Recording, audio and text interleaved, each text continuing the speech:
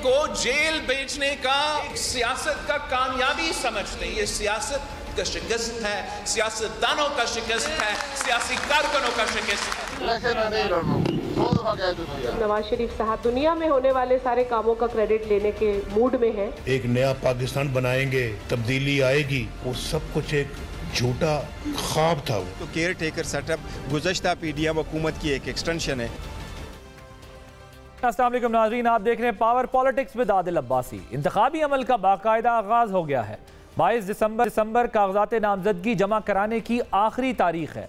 PTI को अभी तक इलेक्शन कमीशन ने सर्टिफिकेट जारी नहीं किया, जिसकी वजह से बल्ले का निशान खतरे में है। इलेक्शन कमीशन ने इंट्रा पार्टी इलेक्शन पर फैसला महफूज कर लिया है। क्या बतौर जमात तहरीक इंसाफ इलेक्शन का हिस्सा होगी, जबकि दूसरी जानिब सुप्रीम कोर्ट के वाज़ेह अहकामात के बावजूद इलेक्शन इल्तवा की दरख्वास्तों का सिलसिला नहीं रुका। पीटीआई ने डीआरओज़ के तकर्रुर के खिलाफ पेशावर हाई कोर्ट से रुजू किया हुआ है, जबकि सुप्रीम कोर्ट में आज भी हल्का बंदियों के खिलाफ दायर दरख्वास्त को मुस्तरद किया गया है। इस मौके पर कायम मकाम चीफ जस्टिस ने वकील से मुकालमा करते हुए कहा कि क्या आप मुल्क में इस्तेहकाम नहीं चाहते। दिलचस्प बात है कि सुप्रीम कोर्ट बार एसोसिएशन और पाकिस्तान बार काउंसिल ने चीफ इलेक्शन कमिश्नर पर एतराज़ उठा दिया है और हल्का बंदियों पर तहफ़्फ़ुज़ात का इजहार किया है। इलेक्शन कमीशन ने इन एतराज़ात को ब्लैक मेलिंग से तशबीह दी है। इसके अलावा इलेक्शन कमीशन ने आज एक और बड़ा फैसला सुनाया और आहद चीमा को काबीना से हटाने का हुक्म जारी किया। इस पर और कुछ दीगर सियासी मामलात पर बात करने के लिए मेरे साथ स्टूडियोज़ में मौजूद हैं मुस्तफ़ा नवाज़ खोखर साहब, सीनियर सियासतदान हैं, नईम हैदर पंचोदा साहब पाकिस्तान तहरीक इंसाफ से, और प्रोग्राम के दूसरे हिस्से में हमारे साथ मौजूद होंगे खुर्रम दस्तगीर साहब, मुस्लिम लीग नवाज़ के सीनियर रहनुमा हैं। मुझे बताइएगा मुस्तफ़ा साहब, ये जो सियालकोट में वाक़या पेश आया है, उस्मान डार साहब की वालदा ने ख्वाजा आसिफ साहब पे इल्ज़ाम लगाया है। ख्वाजा आसिफ साहब ने उन इल्ज़ामात की तरदीद की है और उन्होंने कहा है कि ये हमें इलेक्शन से रोकने के लिए है। पंजाब पुलिस की तरफ से ये कहा गया है कि कानूनी रुकावट डाली गई जिसकी वजह से ये सब कुछ हुआ है। अगर तो ये मामला वाकई मेडअप है, फिर तो ज़ाहिर उसकी तहकीकात हो, पंजाब पुलिस उसकी तफसीलात सामने लेकर आए, उनका जो वर्जन है उसको इस्टेब्लिश करे। अगर ये मेडअप नहीं है तो फिर ब्रेक इन करना, घर के अंदर जाना, खुद उमर डार का वहाँ ना मिलना पुलिस को, या तो मिल भी जाए तो भी समझ आता कि शायद उनकी वजह से अंदर गए होंगे, ये तमाम सूरत हाल आज पूरा दिन रही है। ये हमारी सियासी मुखालफत किस तरफ जा रही है? आदिल भाई, सियासी मुखालफत को हम सियासी दुश्मनी में तब्दील कर चुके हैं और उसमें हम ऐसी हदूद भी क्रॉस कर रहे हैं जो शायद इससे पहले क्रॉस नहीं की गई थी, या हम ये समझते थे कि यार कि अगर माजी में भी कभी ऐसा हुआ है तो हमारी सियासत अब इतनी मैच्योर हो गई है कि अब ऐसे दोबारा कभी नहीं होगा। ज़ाहिरी बात है जो वाक़या है उस अफसोसनाक भी है और हम ऑल सिंपथीज़ डार साहब की वालदा के साथ भी, डार साहब के साथ भी, कि वो एक बड़े मुश्किल और तल्ख मरहले से वो गुजर रहे हैं और तहकीकात भी होनी चाहिए और असलियत जो है, हक़ाइक़ जो है वो सामने भी आने चाहिए। और हम सियासतदान हमेशा जब तक इस चीज़ को नहीं समझेंगे कि हमारा ये तर्ज़ अमल जो है ये लोगों को सियासत से ना सिर्फ बेजार करता है, नंबर एक, नंबर दो, इसके नतीजे में हम खुद अपनी जो क्रेडिबिलिटी है वो खो बैठते हैं और इवेंचुअली ये सारे जो वाक़यात हैं इनके नतीजे में सियासत को नुकसान पहुँचता है और हम सियासत को इस हद तक नुकसान पहुंचा चुके हैं कि आज पाकिस्तान में माहौल बहुत जहर आलूद है। नून लीग की क्योंकि अभी यहाँ रिप्रेजेंटेशन मौजूद नहीं है, मैं ये सवाल उनसे करूंगा जब खुर्रम दस्तगीर साहब मेरे साथ होंगे, लेकिन मैं ज़रा ये आपसे पूछना चाहता हूँ कि PMLN ने ये कहा है कि हमारा इसमें कोई हाथ नहीं है, पंजाब पुलिस का है, तो ये डू यू एक्सेप्ट दैट? देखिए, अब ज़ाहिरी बात है सियालकोट की जहाँ तक सियासत का तल्लुक़ है तो वहाँ पर ख्वाजा आसिफ साहब और उस्मान डार साहब आपस में एक दूसरे के मद्दे मुकाबले इलेक्शन तो लड़ते रहे और इस वक्त जो हुकूमती हलकों में जो रसाई है वो मुस्लिम लीग नून की ज़रा ज़्यादा है और उस रसाई की वजह से, उस इन्फ्लुएंस की वजह से हो सकता है कि यहाँ पर कोई बैकग्राउंड में कोई पॉलिटिकल इन्वॉल्वमेंट हो। इससे डिटैच नहीं कर सकते अपने आप को, is that what you are saying? मेरे ख्याल से बहुत मुश्किल है उनके लिए डिटैच करना, लेकिन अगर वाकई वो नहीं है तो then it need to be investigated. पंचोदा साहब ये बताइएगा, नून लीग की तरफ से ये कहा जा रहा है कि ये हमने नहीं कराया, ये पंजाब पुलिस ने किया होगा जो कुछ भी हुआ है, और ज़ाहिर है इसकी फेयर इन्वेस्टिगेशन भी होनी चाहिए ताकि पता चले कि दोनों फरीकैन में से किसका मौक़िफ़ जो है वो दुरुस्त है। बहुत शुक्रिया जी, बड़ी नवाज़ आलम साहब। पहली तो बात यह है कि ये बड़ी ज्यादती है, बड़ा जुल्म है अपने ही लोगों के ऊपर, अपनी माओ बहनों के ऊपर ये तशद्दुद इस तरह से करना, किसी के घर में उसकी प्राइवेसी के ऊपर हमला करना। और आपने इसके अंदर देखा कि बड़ी वाज़ेह तौर पर एक तो वीडियो जो उनका पैगाम आया और एक ऑडियो भी चली जिस तरह से वो दरवाजे तोड़े गए और आगे से वो मिन्नत समाजत कर रही हैं कि खुदारा क्या हो गया, आपके घर में माएँ बहनें नहीं हैं और आप ये क्यों करना चाहते हैं। जब देखिए अगर किसी इश्तिहारी के ब्रांड निकले हैं या कोई अगर इश्तिहारी है और उसको मतलूब है, तो आप ये देखें ना कि नवाज शरीफ साहब भी तो इश्तिहारी थे, तो वहां पर रियासत ने किस तरह से उनको प्रोटोकॉल दिया और किसी के घर में दाखिल होकर इस तरह से वहां पर उनके दरवाजे तोड़कर दीवारें फैलाम कर और फिर ढिठाई के साथ डीपीओ साहब वहां पर बयान दे रहे हैं कि नहीं जी नहीं, ये तो बिल्कुल इश्तिहारी थे और हम उनको ढूंढने के लिए गए। क्या ढूंढने का यही तरीका है कि रात को 2 बजे आप किसी घर में, आपके पास वारंट है नहीं है, लेडीज पुलिस है नहीं है, उसके अंदर मर्दों की आवाज आ रही थी, वहां पर उनके ऊपर तशद्दुद किया गया। और अगर देखा जाए तो इससे पहले भी ये हो चुका है और पीडीएम की हुकूमत थी जिस वक्त ये हुआ, जिस वक्त शहबाज शरीफ साहब हों या ख्वाजा साहब हों या बाकी सारे जो आप समझते हैं कि पंजाब पुलिस नहीं बल्कि पीएमएलएन जिम्मेदार है इस वाकये की? बिल्कुल जी, बिल्कुल पीएमएलएन जिम्मेदार है। Fair enough. अब मैं जरा मुझे केसेस की तरफ आना है, मैं जरा केसेस की तरफ आना है। मुझे बताइएगा 22 दिसंबर कागजात जमा कराने की आखिरी तारीख है, बानी चेयरमैन का क्या स्टेटस है, क्या कागजात जमा करवाएंगे? तो देखिए बानी चेयरमैन का स्टेटस जो है डिस्क्वालिफिकेशन की हद तक अभी स्टिल मामला पेंडिंग है और जैसे महफूज फैसले किए जाते हैं इस्लामाबाद हाई कोर्ट में, वो आप सबको पता है कि 11 महीनों के बाद उस दरखास्त के ऊपर फैसला आया जिसमें जिस ऑर्डर को हमने चैलेंज किया था इस्लामाबाद हाई कोर्ट में कि जनाब हमें वापस लेने की दरखास्त जो है हमारी कबूल की जाए। वो दरखास्त क्या थी, वो अपील क्या थी, वो ये थी कि जो इलेक्शन कमीशन ने ऑर्डर किया था कि खान साहब के खिलाफ कंप्लेंट फाइल की जाए और मियां वाली सीट से उन्हें डी सीट किया जाए उस फैसले के खिलाफ। आप ये देख लें कि वो जो मामला था जो सर मुझे ये बताएं कि आपको अभी जो करंट सिचुएशन है केसेस की, आपको लगता है कि वो कागजात नामजदगी जमा करवाएंगे? देखिए कागजात नामजदगी में वही गुजारिश कर रहा हूँ ना कि पहले इस्लामाबाद हाई कोर्ट फैसले महफूज और अब इलेक्शन कमीशन ने भी आज फैसला महफूज कर लिया है। खान साहब को मुसलसल जो है इंसाफ फेयर ट्रायल नहीं दिया जा रहा जो कि आइन के आर्टिकल 10A का तकाजा है, कोई तकाजा पूरा नहीं। सर मुझे ये बताएं कि आपके जो चले उम्मीदवारों का मैं पूछ लेता हूं, उम्मीदवारों की जो लिस्ट है वो बानी चेयरमैन ने अप्रूव कर दी है? कौन सी लिस्ट जी? उम्मीदवारों की जिन्हें टिकट्स देने इनको यार। देखिए कैंडिडेट्स के हवाले से जो लिस्ट है वो हमें ले जाने की इजाजत तो देना, आज भी कोशिश की गई कि हमें डॉक्यूमेंट्स देने की इजाजत दी जाए। वहां पर आपको पता है कि दहशतगर्दों की तरह वकीलों की तलाशी ली जाती है कि जैसे कि ये दहशतगर्द आ गए, कोई उनके पास पेपर ना हो, कोई उससे डिस्कस ना कर सके, लीगल बात भी नहीं की जा सकती, पॉलिटिकली बात के ऊपर उन्होंने पाबंदी लगा दी। वैसे आप लोगों के साथ आप लोग छोड़े जाते हैं, ये BROs हमारे खिलाफ कार्रवाई। अच्छा ओके फाइन, फेयर इनफ। तो आप ये कह रहे हैं कि अभी ये लिस्ट भी इसका मतलब अप्रूव नहीं है। खोखर साहब आपको लगता है तोशाखाना सजा की मअतली और साइफर केस मुकम्मल नहीं हुआ, बानी चेयरमैन जो है PTI के उनके लिए इलेक्शन में रुकावट नजर आ रही है आपको कि शायद ना जा सके?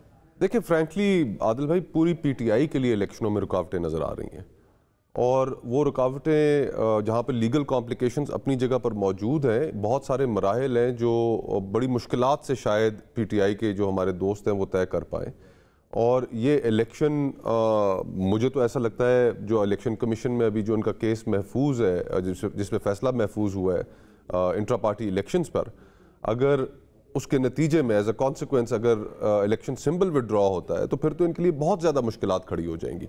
हर कॉन्स्टिट्यूंसी से आज़ाद इलेक्शन कंटेस्ट करना पड़ेगा इनके उम्मीदवारों को, जैसे PMLN के साथ हुआ था 2021 में। एग्जैक्टली वही टेम्पलेट जो है वो शायद रिपीट हो। सही है। और फिर हर कॉन्स्टिट्यूंसी के अंदर इलेक्शन सिंबल भी मुख्तलिफ होगा, किसी जगह कप होगा, किसी जगह ग्लास होगा और एक अटर कन्फ्यूजन होगी। तो PTI के लिए मैं तो आने वाले वक्तों में बहुत ज़्यादा चैलेंजेस देख रहा हूँ।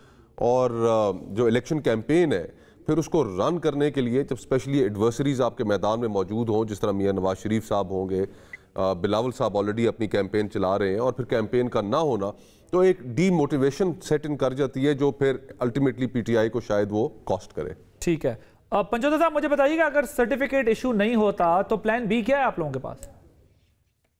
देखिए सर्टिफिकेट जो है वो इलेक्शन कमीशन को इशू करना चाहिए। सर मैं ये कह रहा हूँ अगर नहीं होता तो प्लान B क्या है? देखें प्लान B तो यही है ना कि अगर हमारे खिलाफ फैसला आता है तो फिर हम उस फैसले को इस्लामाबाद हाई कोर्ट में चैलेंज करेंगे। ठीक है जी, इस वक्त फैसला महफूज है, महफूज फैसला सुनाना ही है, कितने जाना है। अगर वो निशान नहीं देंगे, और इस वक्त पोजीशन ये है कि हमारे कैंडिडेट्स जब उन्होंने फॉर्म फिल करने हैं, एप्लीकेशन फिल करनी है, तो लेकिन आपके जो चेयरमैन है गौर खान साहब, उन्होंने कहा है कि प्लान बी भी है, प्लान सी भी है हमारे पास, और अली जफर साहब ने ये कहा है कि वाकई हमसे इंतखाबात में हमारे थोड़ा मसला तो हुआ है, तो अगर मसला हुआ है, खुद माना कि पार्टी आइन के मुताबिक इलेक्शन नहीं हुआ, तो फिर अगर कोई फैसला खिलाफ आ जाएगा तो फिर तो आपको मानना पड़ेगा।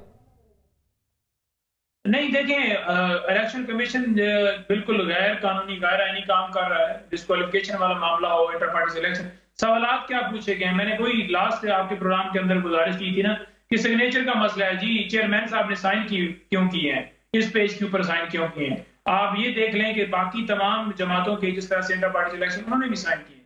कॉन्स्टिट्यूशन के मुताबिक जो रिक्वायरमेंट्स पहले 3-4 रखी गई थी कि ये मिस हैं, अब उन्होंने 30 बताई थी कि ये इन सवालों के आप जवाब दें, वो भी दे दिए गए हैं। उसके बावजूद वो सेटिस्फाई नहीं होते, तो फिर यही है कि वो पहले दिन ही कह देते कि जी आपका बल्ले का निशान हम ले लेते हैं। हमें सुनने में ये आ रहा है कि वो ये चाह रहे हैं कि कुछ और जमातों को बल्ले का निशान दिया जाए ताकि कंफ्यूजन पैदा की जाए, और हमें पता ही निशान भी अब उन्होंने क्या देना है, क्या करना है, और इस तरह की तो आपको बल्ले का निशान अपने पास नहीं किसी और के पास जाता जो है वो दिखाई दे रहा है। ब्रेक लेंगे, ब्रेक के बाद जब वापस आएंगे तो कुछ और अहम सवाल बात करेंगे आफ्टर दिस ब्रेक।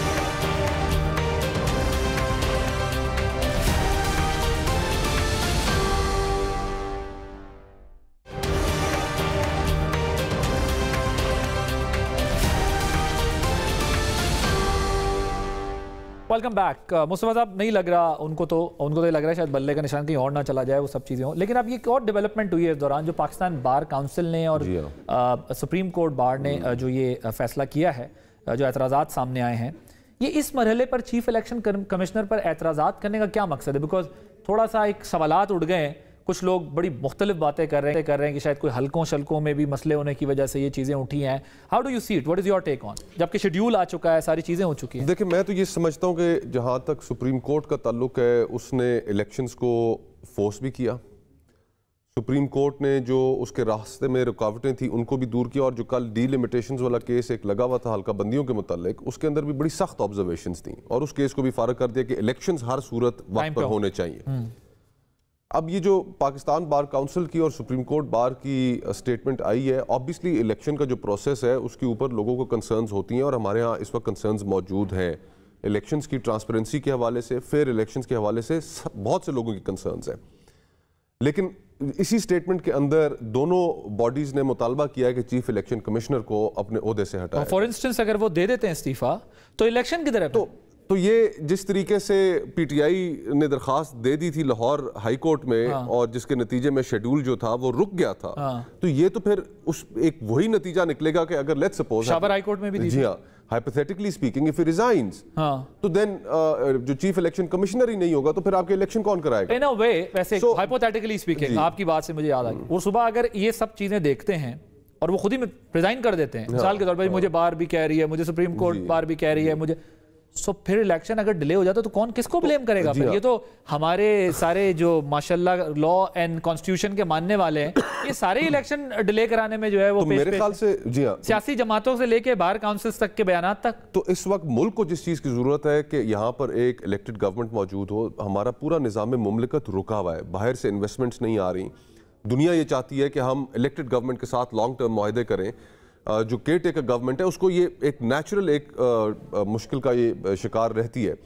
तो अब सवाल ये पैदा होता है कि अगर हमने इलेक्शंस नहीं कराने तो फिर हमने क्या करना है? अगर हर फरीक ये चाहता है कि किसी न किसी तरीके से इलेक्शंस रुक जाए, या वो जो बात कर रहे हैं उसके नतीजे में एज अ कॉन्सिक्वेंस इलेक्शन रुक जाए, तो फिर व्हाट डू वी वांट? वैसे आपने वो मिसाल सुनी है, वो कहते हैं कि एक बोटी के लिए अपनी गाय कुर्बान नहीं की जाती, तो आपको लगता है कि ये वैसा ही वाला माहौल है? मुझे ऐसे लग रहा है हमें सबको, और खुसूसन वकला तंजीमों को, मेरा खुद अपना उस कम्युनिटी से ताल्लुक है, कि थोड़ा सा चीज़ों को ज़रा बारीक बीनी से और गहराई से देखना चाहिए, दूरअंदेशी का मुजाहरा करना चाहिए। कोई ऐसी चीज़ ना हो जाए कि जिससे सुप्रीम कोर्ट भी बाद में कहे कि अब हम क्या। मैं तो आपको पता है कंसिस्टेंसी से कहता रहा हूँ कि इलेक्शन टाइम पर होंगे, इलेक्शन इन डेट्स पे ही होंगे। अब जो चीज़ें हो रही हैं, कल आपने मुझे ब्लेम नहीं करना कि देखिए इलेक्शन टाइम पे क्यों नहीं हो रहा। पंजोता साहब, आप लोग क्या करेंगे? जो बार काउंसिल का सुप्रीम कोर्ट बार की तरफ से बात आई है, अगर ऐसा हो जाता है तो फिर तो इलेक्शन प्रोसेस खटाई में पड़ जाएगा, तो आप लोग इसको सपोर्ट करेंगे या नहीं करेंगे?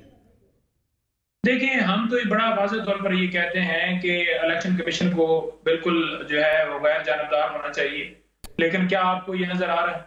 क्या निगरान हुकूमत जो है वो गैर जानबदार? पंचोता साहब, मेरा बहुत स्ट्रेट क्वेश्चन है आपसे। ये तमाम डिबेट हम रोज करते रहते हैं, आर्ग्यूमेंट्स आएंगे हिमायत में, मुखालफत में, आधा घंटा गुजर जाएगा। स्ट्रेट क्वेश्चन, ये जो दो डिमांड्स कर रही हैं बॉडीज, आप इनकी हिमायत करते हैं, मुखालफत करते हैं?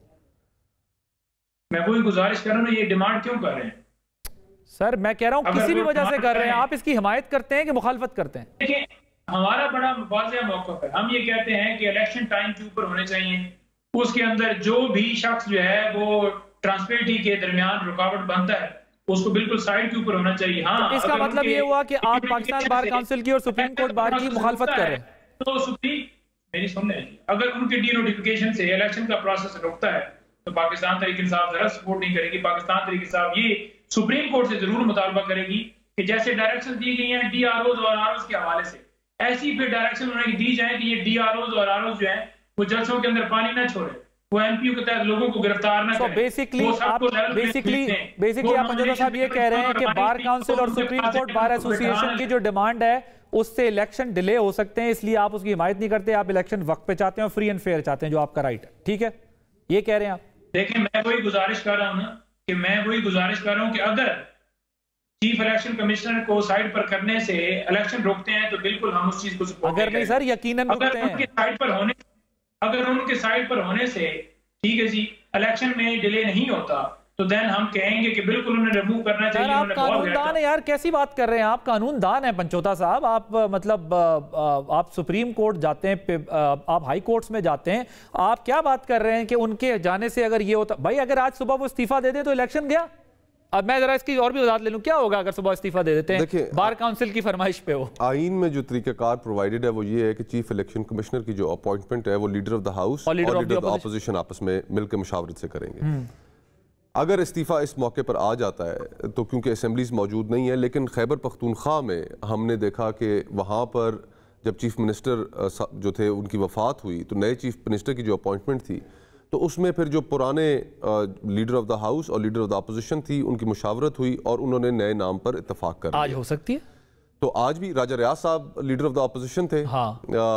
और पार्टियों के मौक़िफ़ नहीं सुने आपने पिछले कुछ दिनों में? कहीं बारिश हो रही है, कहीं बरसात है, कहीं बर्फ है, कहीं कुछ मसला है, कहीं कुछ मसला है। ये बात ठीक है कि पॉलिटिकल पार्टी शायद उसमें फिर लेतोलाल से काम लें। शायद राजा रियाज साहब जो आज मुस्लिम लीग नून में उस वक्त अपोजिशन लीडर थे, जब मुशावरत के लिए बैठे तो वो वही करें और वो मुशावरत भी जो होगी और यार वैसे वो जरा शहबाज शरीफ साहब और राजा रियाज साहब दोबारा मुशावरत करेंगे तो और फिर आप उस इलेक्शन को मतलब ये मजाक होगा फिर। ठीक है, तो पंचोता साहब इसका मतलब ये है कि ये तो मसला इस तरह हल नहीं होना। क्लियर कट पोजीशन लें, आप बताएं कि भाई आप उस मामले में सुप्रीम कोर्ट बार एसोसिएशन की और बार काउंसिल की हिमायत करते हैं, मुखालफत? क्योंकि ये मसला तो फिर लंबा आगे चला जाएगा और फिर ये शुकूक व शुबहात में आप भी मुबर्रा नहीं रहेंगे, क्योंकि आप 2 हाई कोर्ट्स में पिटिशंस लेकर गए थे कि इंतखाबात ये जो मसला इलेक्शन कमीशन के ऊपर एतराज़ वाला हल्का बंदियों का, फिर तो ये मसला बड़ा आगे चला जाएगा। और सॉरी आरोप वाला।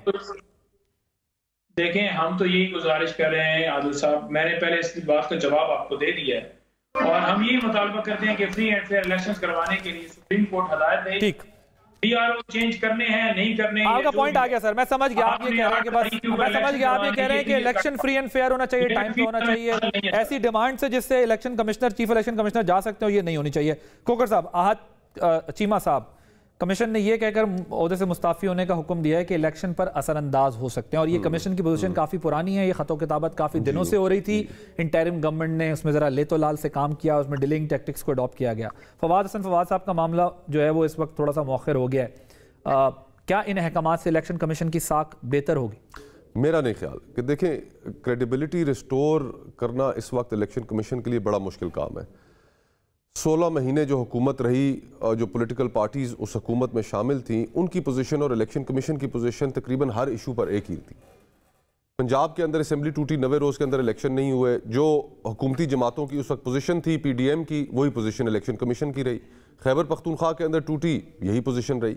फिर हमें उस वक्त ये बताया गया कि PDM के अंदर शामिल जमातें इलेक्शन एक दिन में चाहती हैं और जब वो एक दिन इलेक्शन कराने का मौका आया तो उससे पहले मर्दमशुमारी नोटिफाई हो गई, जानते बूझते हुए इन जमातों ने की कि पता था कि इलेक्शन डिले हो जाएंगे, इलेक्शन कमीशन ने उसको भी मान लिया। तो फिर इलेक्शन कमीशन का तो कसूर नहीं हुआ ना। देखिए मर्दमशुमारी भी तो एक प्रोसेस था ना। Election commission could have taken this stance at that point in time and said, लेकिन आप पुरानी मर्दमशुमारी पे इलेक्शन कैसे करें? नहीं, इट कुड हैव सेड कि जी इसके अंदर जो इंटेंशन है वो आपकी ठीक नहीं है, आप इलेक्शन को डिले करने के लिए इसको एंड लास्ट मोमेंट पे आप नोटिफाई कर रहे हैं, इलेक्शन कराना हमारी जिम्मेदारी है। कितने साल बाद तो मेरा ख्याल है जी, कितने साल बाद सेंसस हुए? नहीं, सेंसस जितने अरसे बाद भी हुआ ये, लेकिन इसमें एक एतराज मुस्तफा साहब ये उठता ना सर, मैं मुस्तफा एक अप्रैल के अंदर नोटिफाई किया जा सकता था। उसमें एक एतराज ये उठता कि आपने आबादी कम गिनी और यूथ का वोट ऐड होना था और ये नंबर वोट का इंक्रीज होना था, पुरानी मर्दमशुमारी पे आपने इलेक्शन करा दिया और हमारा रियल मैंडेट छीन लिया। ये तो देखिए एतराज उठता ना। जो गवर्नमेंट की इंटेंशन थी वो क्या थी? वो तो इलेक्शन डिले करने की थी ना। इसके बारे में आपको कोई शक है? तो टाइमिंग के ऊपर आप बात कर रहे हैं ना, लेकिन उनके पास इलेक्शन कमीशन के कानून में एक इस्तेलाह इस्तेमाल करते हैं, मेलिफाइड इंटेंशंस। तो वो एक बदनीति पर मबनी इंटेंशन थी और इलेक्शन कमीशन सिर्फ इन चीजों से अपनी क्रेडिबिलिटी रिस्टोर नहीं कर सकता। ओके पंचोता साहब, आप लोग भी समझते हैं कि ये जो दो वुज़रा को हटाने पर एक को हटा दिया गया है, ये बेहतर काम किया है या नहीं?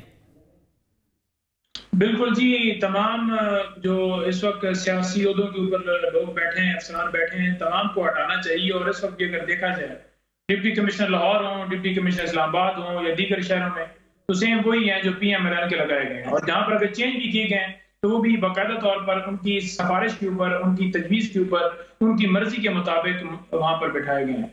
इलेक्शन कमीशन खुद से ही ये तमाम ओहदों के ऊपर बैठे हुए लोगों को हटाए, ये उसका काम है। ये free and fair election correspondence तो करनी पड़ती है ना आपको। इंटरिम गवर्नमेंट और फेडरल इलेक्शन कमीशन कॉरेस्पॉन्डेंस करके हटाता है, बताता है कि आपने ये काम गलत किया, बताए बगैर तो नहीं रिमूव कर सकते, ये वर्बल तो नहीं होता ना। सर मुस्तफा नवाज खोखर साहब, मुझे ये बताइएगा, ये भुट्टी साहब का बलूचिस्तान में पीपल्स पार्टी में जाना कोई मैसेज है कि नहीं? मैसेज तो है, और इस मैसेज के बाद मेरे ख्याल से रायविंड के अंदर काफ़ी खलबली मची होगी। जो उनकी तवक्कुआत थी शायद वो उनके ऊपर शायद थोड़ा बहुत औस पड़ी है, लेकिन बात इवेंचुअली तो यही है आदिल भाई कि ये तमाम जमातें इस वक्त सिर्फ इसी एक कोशिश में है कि कबूलियत जो है वो किसी न किसी तरीके से हो जाए, और फिर कबूलियत के नतीजे में जो फ़ायदे मिलते हैं वो फ़ायदे मिलना शुरू हो जाए। ये जो रेस लगी हुई है, ये जो दायरों का सफ़र है, ये हम ख़त्म नहीं कर पा रहे। असल में हमने अगर मुल्क को चलाना है, ये 76 साल की जो सियासत है इसको पीछे रखना पड़ेगा, लोगों को फैसला करना देना पड़ेगा कि वो किसको हुकूमत में लेके आना चाहते हैं। Thank you so much Mustafa Nawaz Khokhar साहब, नईम हैदर पंचोता साहब। एक ब्रेक के बाद जब वापस आएंगे तो खुरम दस्तगीर साहब PMLN से हमारे साथ मौजूद होंगे, उनसे ज़रा बात करेंगे कुछ अहम इशूज़ पर कि PMLN के कैंप्स में बेचैनी क्या है, फ्रस्ट्रेशन क्यों है, और कुछ और मामलात पर आफ्टर दिस ब्रेक।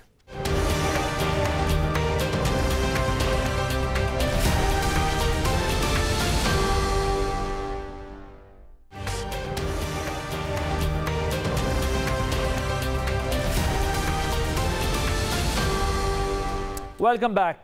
आज से मुल्क में इंतखाबी अमल का बाकायदा आगाज हो गया है। कागजात नामजदगी का इजरा शुरू है, मगर इंतखाबी मुहिम की वो रिवायती गहमा गहमी मिसिंग है जो शेड्यूल जारी होने के बाद इलेक्शन का खासा होती है। तीनों बड़ी सियासी जमातों को मुख्तलिफ नौइयत के मसाइल का सामना है। ख्याल किया जा रहा था कि बड़े हरीफ के नॉकआउट होने के बाद मियाँ साहब की इक़्तिदार में वापसी वॉक इन द पार्क साबित होगी, मगर इसके बरक्स नून लीग की मुश्किलात बढ़ी हैं। अब तक मियां नवाज शरीफ की सरगर्मियां इंडोर इजलासों तक महदूद हैं, जहां उनकी जानिब से की जाने वाली गुफ्तगू में माजी की तलखियां और गिले शिकवे हावी नजर आते हैं। हालांकि आम तासुर यह है कि मियां सिस्टम का लाडला बनकर वापस आए हैं। नून लीग के अपने लोग भी कुछ ऐसी ही बातें कर रहे हैं। जो इस लेवल प्लेइंग फील्ड से तहरीक इंसाफ आई थी, आज भी वही हालात। आज इस मुल्क में जो जुल्म हो रहा है, जो नाइंसाफी है, इसका हिसाब कौन देगा? क्या यह तासुर ही नून लीग की मुश्किलात का बाइस बन गया है, जिसका काउंटर करने के लिए मियां साहब की गुफ्तगू में सख्ती का अंसर बढ़ रहा है? इस दौरान गुज़िश्ता रात सियालकोट में उस्मान डार की वालदा के साथ इंतहाई नाखुशगवार वाक़या भी पेश आया है, जिसकी तमाम सियासी क़यादत को मजम्मत करनी चाहिए। मगर उस्मान डार की वालदा ने इसका इल्ज़ाम ख्वाजा आसिफ पर लगाया और चीफ जस्टिस से इंसाफ की अपील की है। घर पे मैं सोई हुई थी, आज फिर ख्वाजा आसिफ ने मेरे घर पर हमला कराया। ये देखो, मेरा दरवाजा तोड़कर इन्होंने मुझे जोर किया, मेरे सर से चादर उतारी। मेरी आपसे अपील है कि ये क्या हो रहा है, पूछिए इन लोगों से। ख्वाजा आसिफ, मेरा चैलेंज है कि मेरे घर को पडोसर से भी ढेर लगा दो और मतदान में आओ। देखो मैं तुम्हारे शेर का क्या असर करती हूँ। मुझे हथकड़ियां लगाओ, जेल में भी जाकर इलेक्शन लड़ूंगी, किसी भुलेखे में ना रहना। ख्वाजा आसिफ ने सोशल मीडिया पर इस इल्जाम की तरदीद की है। दूसरी तरफ साबिक वफाकी वजीर सरफराज बुगटी की पीपल्स पार्टी में शमूलियत को भी अहम पैगाम समझा जा रहा है, जबकि नून लीग के हिमायत याफ्ता अहद चीमा को भी काबीना से हटाने का हुक्म जारी हो गया है। इस पर कुछ और दीगर अहम मामलात पर नून लीग का मौक़िफ़ लेने के लिए मेरे साथ इस वक्त मौजूद है इंजीनियर खुर्रम दस्तगीर, सीनियर रहनुमा पाकिस्तान मुस्लिम लीग नवाज के। खुर्रम साहब, thank you very much for joining us. लेकिन मुझे ये बताएं कि ये आज उस्मान डार साहब की वालदा के साथ जो सलूक हुआ है, पंजाब पुलिस की जानिब से जो रवैया इख्तियार किया गया है, इसका इल्ज़ाम ख्वाजा आसिफ साहब के ऊपर लग रहा है और ये इस नौयत का दूसरा वाक़या है।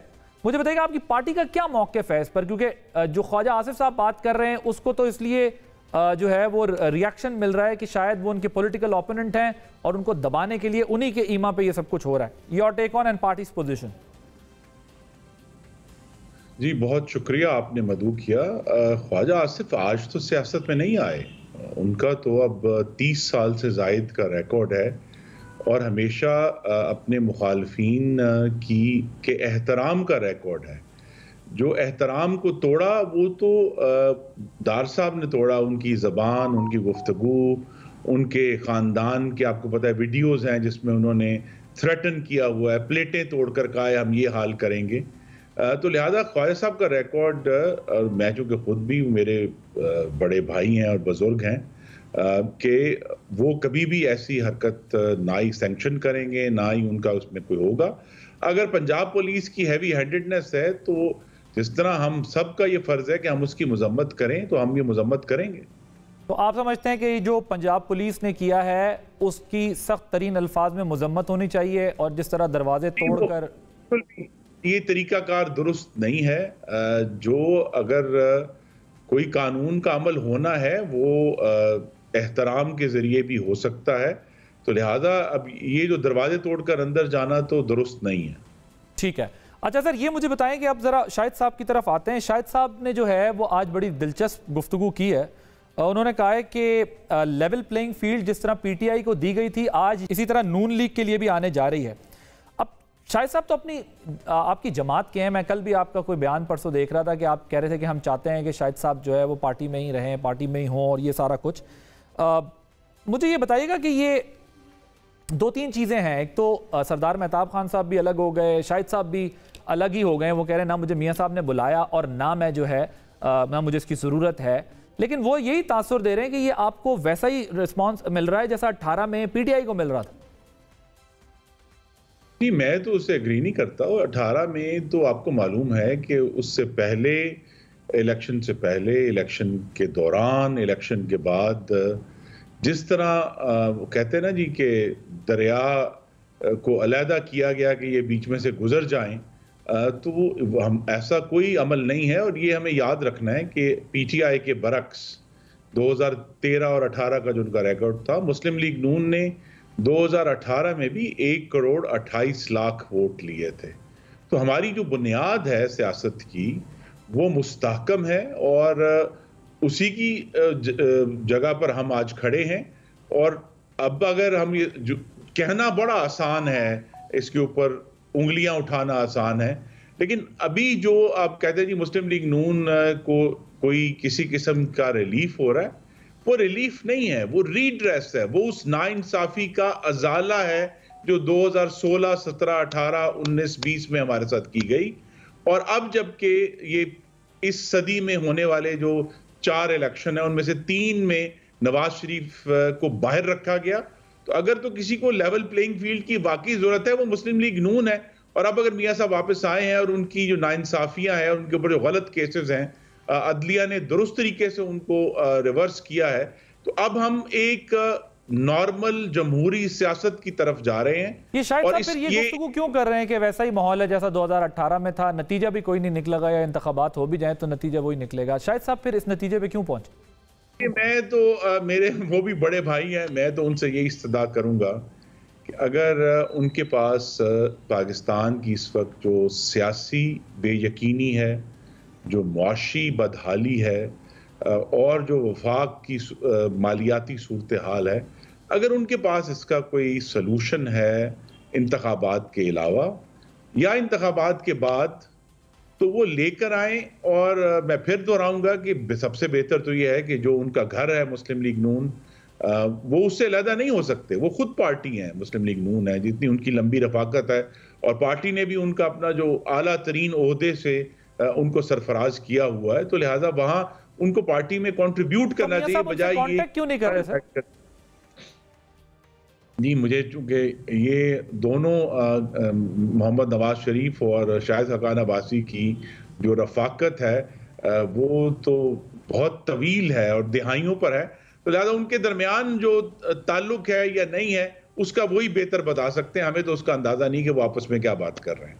अच्छा, अब उनका ताल्लुक बहुत पुराना है। आपके ख्याल में शाहिद साहब को मरी से टिकट देना चाहिए था पार्टी को, या बुलाना चाहिए था?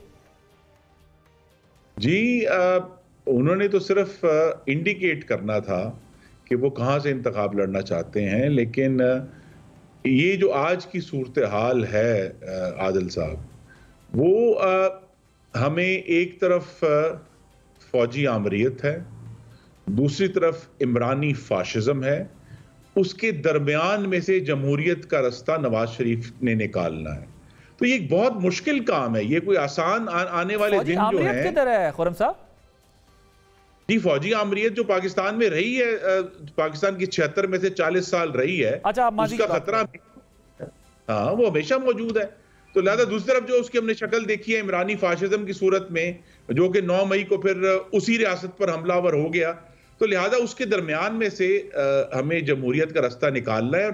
पहले 3 चैलेंजेस तो ये हैं कि महंगाई कम करनी है, रुपए की कदर मुस्तहकम करनी है, और पाकिस्तान के नौजवान मर्दों खवातीन के लिए नया रोजगार पैदा करना है। उसके बाद फिर और कोई इशू आएगा, तो अगर हम उसमें इंशाल्लाह अल्लाह ने अगर कामयाबी दी और अवाम ने हमायत की और हुकूमत बनाने में कामयाब हुए, तो ये पहली तरजीहात होंगी। तो आपको लगता है अभी भी मार्शल लॉ का खतरा है मुल्क में? जी, पाकिस्तान में कभी भी इस इम्कान को आप रद्द नहीं कर सकते। हमारी एक तारीख है और हमारी हाकमियत का एक तरीक़ेकार है। देखिए, आज से 10 साल पहले यही महीना था जब मुस्लिम लीग नून की हुकूमत थी, मियां नवाज शरीफ वज़ीर आज़म थे, कि मरहूम जनरल परवेज़ मुशर्रफ को हम अदालत में लेकर गए, और फिर हमने उसकी सज़ा जो है वो इमरानी धरने की सूरत में, डॉन लीक्स की सूरत में, नवाज शरीफ की नाहली की सूरत में, सेनेट के इलेक्शन में अपना निशान छिन जाने की सूरत में, इलेक्शन चोरी किए जाने की सूरत में, उसके बाद इलेक्शन के बाद अपने कायदीन की नाहक और नाइंसाफी पर मबनी जेलें जो उन्होंने 22-22 महीने तक काटी हमजा शहबाज ने, उसकी सूरत में। तो हमें हमारे सामने एक तारीख मौजूद है और नवाज शरीफ ने उससे दुरुस्त सबक सीखे हैं, और उन्होंने ही अब कौम को आगे लेकर जाना है, क्योंकि इस तरह का तजर्बेकार लीडर जिसने मुल्क को महंगाई कम करके दिखाई हो, लोड शेडिंग खत्म करके दिखाई हो, दहशतगर्दी से अफवाज पाकिस्तान के साथ मिलकर लड़कर दिखाया हो, कराची को पुरअमन किया हो, सीपैक लाया हो, उनके अलावा और कोई लीडर नहीं है ऐसा। खुर्रम साहब, मुझे बताइए, कुछ दिनों से ऐसा लग रहा है कि कुछ तलखी बढ़ती जा रही है, और जिस तरह मियां साहब ने 90s की बात दोबारा करना शुरू कर दी है, उससे कुछ अंदाज़ा ये हो रहा है कि जब वो वापस आए तो उनके ऊपर एक इल्ज़ाम लग गया कि वो जो है फैसिलिटेशन के जरिए आए हैं और लाडले हैं, और उसके बाद से उनके बयानात से ये लग रहा है, या आपकी पार्टी के कुछ लोगों के बयानात से ऐसा लग रहा है कि कुछ ऐसा है जिसकी वजह से फ्रस्ट्रेशन फील हो रही है। देखिए, जो कल मियां साहब ने बात की है, एक तो चित्राल वाली और एक कराची के कॉन्टेक्स्ट में, कि जी हमने कराची में अमन बहाल किया और हमने जो है चित्राल में लवारी टनल बनाया, लेकिन दोनों तरफ हमें वोट नहीं मिला, वोट किसी और को मिल जाता है। और यहाँ तक मियां साहब ने कह दिया कराची वाले अपने गिरेबान में झांकें, तो ये तो बड़ा सख्त अल्फाज हैं, गिरेबान में झांकने से वाले अल्फाज तो बहुत सख्त अल्फाज, इसको सियासी तौर पर भी वो किया जा सकता। कोई फ्रस्ट्रेशन है, कुछ फील हो रहा है आप लोगों के, शायद पब्लिक में वो रिस्पांस नहीं मिल रहा, जिसकी वजह से अब दोबारा पुरानी बातें की जा रही हैं। इरफान सिद्दीकी साहब भी 90s के दिहाई में ले गए, ये सब क्या हो रहा है? और आप भी इशारा दे रहे हैं कि ये खतरा अभी भी मौजूद है कि इस मुल्क में मार्शल लॉ लग सकता है, कोई खतरा है? नहीं, ये फ्रस्ट्रेशन अवाम से नहीं है, ये फ्रस्ट्रेशन पाकिस्तान की हाकमियत के निज़ाम से है। कि जब मौका था कि जब 2013 में जब हम आए थे, मैं सिर्फ कराची की बात करता हूँ, तो 2008 से 13 के दरमियान तकरीबन 10,000 कराची के शहरी टारगेट किलिंग का शिकार हुए। कराची में जो क्राइम था उसकी शरह बहुत बढ़ चुकी थी, कत्ल थे, पेटी क्राइम था। तो जब मियाँ साहब ने हुकूमत मुंतखब हुए, हुकूमत फॉर्म की, तो उन्होंने फिर सितंबर में, बल्कि मैं उस मीटिंग में मौजूद था, कराची जाकर आगाज़ किया कि हमने इस शहर को पुरअमन करना है।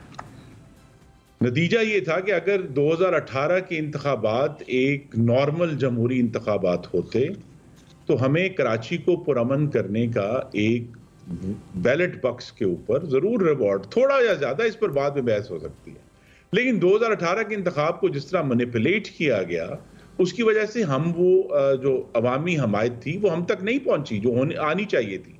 तो ये उस फ्रस्ट्रेशन का इजहार है कि जिन लोगों ने पाकिस्तान की तरक्की की, जिन्होंने पाकिस्तान को पुरअमन किया, उनसे वो इलेक्शन छीन लिया गया। वरना आपको मालूम है 2018 के इलेक्शन से 2 महीने पहले तक तो तमाम सर्वेज मुस्लिम लीग नून के हक में थे, लेकिन फिर जो नतीजा है सबके सामने है।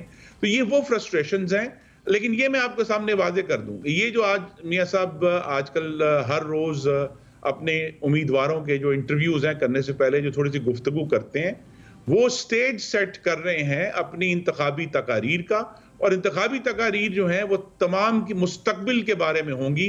जो इस तरह मैंने कहा कि हम महंगाई कम करना चाहते हैं, हम रुपए की कदर कम करना चाहते हैं, हम नया रोजगार पैदा करना चाहते हैं। जी, फेयर इनफ।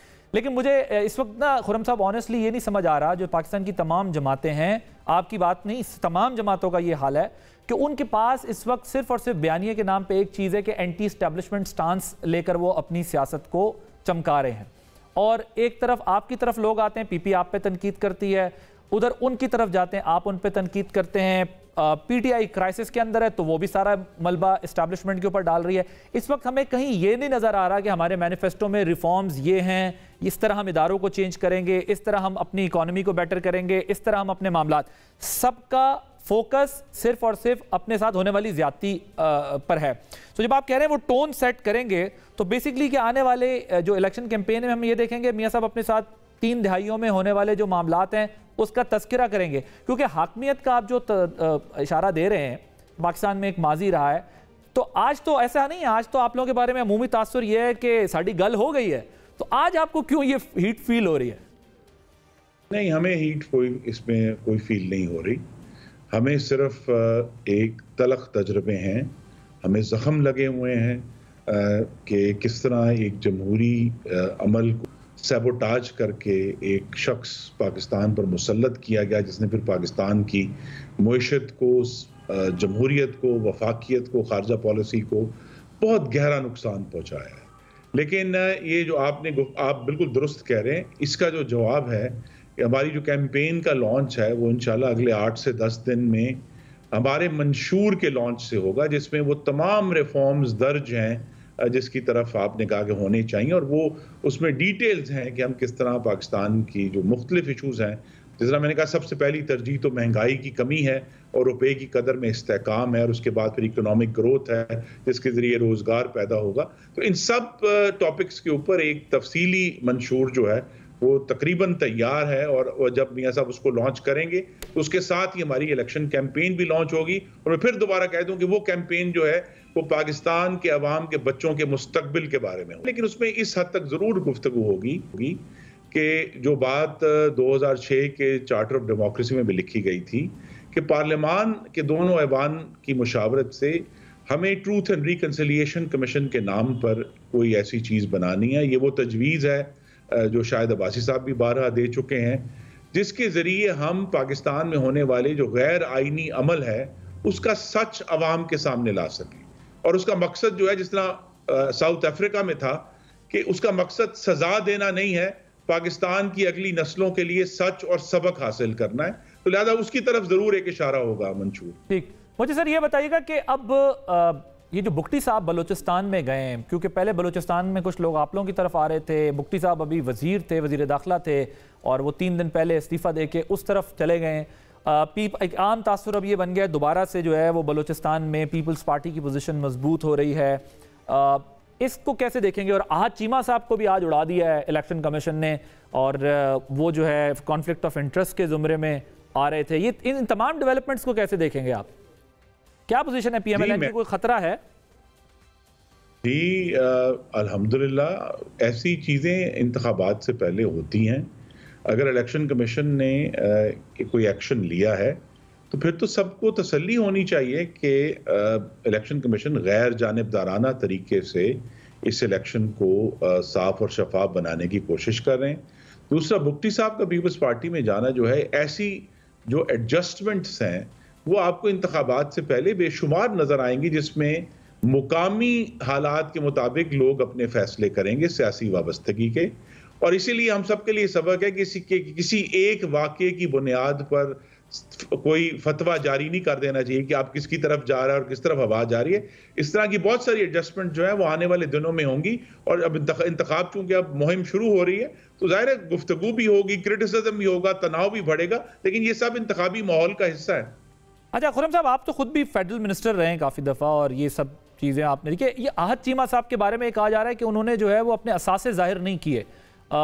5 महीने वो इंटरिम वजीर बन गए, लेकिन उन्होंने जो है वो अपने असेट्स डिक्लेयर नहीं किए। ये कैसी प्रेसिडेंट है? अगर वो कर देते तो इसमें कोई हर्ज भी नहीं था। कॉन्फ्लिक्ट ऑफ इंटरेस्ट वाली बात अपनी जगह, आपने कहा कि इलेक्शन कमीशन ने अगर किया तो ये अच्छी बात है, अगर वो अपनी जो है वो इंडिपेंडेंस उसके अंदर शो किया। क्यों नहीं किया उन्होंने? वो एक ब्यूरोक्रेट है, उनको ज़रूर करना चाहिए था ये सारा कुछ। नहीं, उसका बेहतर जवाब तो वही दे सकते हैं, क्योंकि उसूली जवाब दे दें आप सर। नहीं, उनको जाहिर है सबको हम सबका फर्ज है कि जब हम इस किस्म की जिम्मेदार पोजीशंस पर हों तो जो उसके कानूनी ज़रूरियात हैं उसको पूरी करें। कानून का हमें सबको एहतराम करना है। क्योंकि उससे सर एक आम तासुर ये जाता है ना कि शायद असासे छुपाने की कोशिश की जा रही है, क्योंकि बेशक ठीक बात है कि हो सकता है कोई मसला ना हो, लेकिन एक बहुत दिलचस्प लतीफ़ा भी है, हम सब के लिए सबक भी है कि आज चीमा साहब अभी चंद हफ्ते पहले उनको आमदन से ज्यादा असासों के केस में बरी किया गया है, उनको ही हैज बीन एक्विटेड। तो लिहाजा ये उन्होंने अगर असासे जाहिर नहीं किए और उसके उनको फॉल आउट हुआ है, लेकिन अभी जो उनका अदालती इम्तिहान है पिछले वैसे खुर्रम साहब इस लतीफे का एक फॉलो अप भी है ना हमारे यहाँ। जब आप हुकूमत में आ जाते हैं सब तो केसेस धड़म से खत्म होने लगते हैं, या आने लगते हैं तो खत्म होने लगते हैं, और जैसे ही आप जाने लगते हैं धड़ाधड़ केसेस बनने लगते हैं। ये भी एक लतीफा है इस मुल्क। जी है, और ये सवाल जो है फिर हम सबको अपने से भी करना है और अपने जो नुमाइंदे उनसे भी करना है कि पाकिस्तान की अदलिया का एक बहुत गहरा रोल है पाकिस्तान की पॉलिटिकल गवर्नेंस में। और ये रोल जो है अब वो अदलिया की जो खुद मुख्तारी के पीछे अब ज्यादा देर छुपा नहीं रह सकता, क्योंकि इस पे भी यहाँ भी हमें शफाफियत की रोशनी लेकर आनी है कि अदलिया के फैसले कैसे होते हैं। Thank you so much. Khurram Dastgir साहब हमारे साथ मौजूद थे, पाकिस्तान मुस्लिम के सीनियर रहनुमा हैं। आपने प्रोग्राम देखा। नाज़रीन, आदिल अब्बासी को इजाज़त दीजिए। अल्लाह हाफ़िज़।